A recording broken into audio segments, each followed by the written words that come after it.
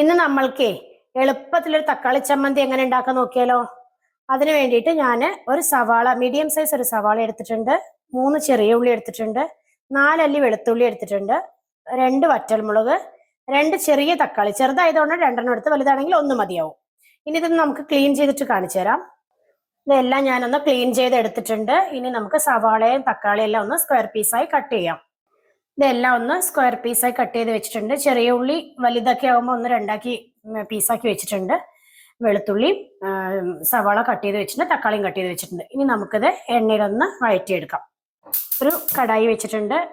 അതിലേക്ക് നമുക്ക് കുറച്ച് വെളിച്ചെണ്ണയാണ് ഒഴിക്കുന്നത്. ഞാൻ വെളിച്ചെണ്ണയാണ് കുറച്ചുകൂടി ടേസ്റ്റ് കൂടുതൽ. വെളിച്ചെണ്ണ ചൂടായിട്ടുണ്ട്. ഇനി നമുക്ക് സവാളയും ഉള്ളിയും എല്ലാം ഒരുമിച്ചിട്ട് തന്നെ ഇടാം കേട്ടോ, അധികം ഇതൊന്നും വേണ്ട.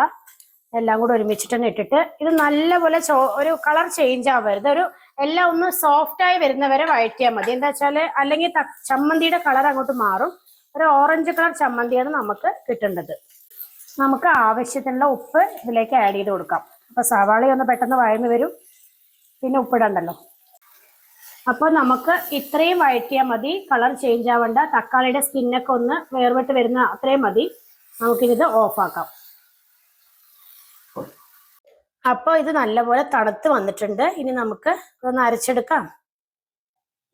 അപ്പൊ നമ്മുടെ തക്കാളി ചമ്മന്തി റെഡി ആയിട്ടുണ്ട്. ഇനി നമ്മൾ ഒരുപാട് ഉള്ളി വഴറ്റുമ്പോഴേ, കൂടുതൽ നേരം വഴറ്റി കഴിഞ്ഞാലേ ചമ്മന്തിക്ക് ഒരു ഓറഞ്ച് കളർ കിട്ടില്ല, കളർ ചേഞ്ച് ചെയ്ത് ബ്രൗൺ കളറിലേക്ക് പോകും ചമ്മന്തി. അപ്പോൾ ഈ ഒരു കളർ കിട്ടണമെങ്കിൽ അത്ര ഞാൻ പറഞ്ഞല്ലോ, ഒരുപാട് വഴറ്റേണ്ടത്, സോഫ്റ്റായി വരുന്ന രീതിക്ക് വഴറ്റിയെടുത്താൽ മതി. അപ്പോൾ ഇത് ഇഡ്ഡലിയുടെയും ദോശയുടെയും കൂടെ കഴിക്കാനൊക്കെ അടിപൊളി ചമ്മന്തിയാണ്. അപ്പൊ എല്ലാവരും ട്രൈ ചെയ്യുമല്ലോ അല്ലേ. ഇതിലിനി എണ്ണ ഒഴിക്കണ്ട, കടുകൊന്നും പൊട്ടിക്കുന്നില്ല, എണ്ണ ഒഴിക്കുന്നില്ല.